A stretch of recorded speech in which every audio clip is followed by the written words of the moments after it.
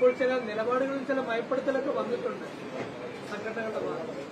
ഒരു സ്കൂളിൽ ഒരു പൊതുവിദ്യാഭ്യാസ വകുപ്പിന്റെ കീഴിൽ എന്തൊക്കെ കാര്യങ്ങൾ ചെയ്യണമെന്ന് സംബന്ധിച്ചിടത്തോളം അത് അക്കാഡമിക് കാര്യങ്ങളിൽ എന്ത് വേണം, നോൺ അക്കാഡമിക് കാര്യങ്ങളിൽ എന്ത് വേണം, അത്തരം കാര്യങ്ങളൊക്കെ തന്നെ തീരുമാനിക്കുന്നതിന് വേണ്ടി തെരഞ്ഞെടുക്കപ്പെട്ട ഗവൺമെന്റുണ്ട്. ആ ഗവൺമെന്റ് തീരുമാനിക്കും.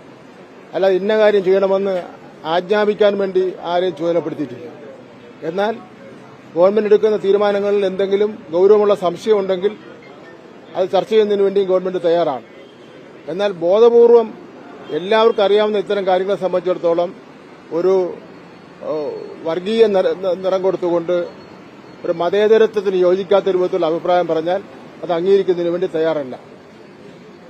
ഇതിൽ ഈ സൂംബ നൃത്തത്തിൽ പങ്കെടുക്കുന്ന ലക്ഷക്കണക്കിന് വരുന്ന വിദ്യാർത്ഥിനികളെ ആക്ഷേപിക്കുന്ന രൂപത്തിലുള്ള പെരുമാറ്റമാണ് ഉണ്ടായിട്ടുള്ളത്.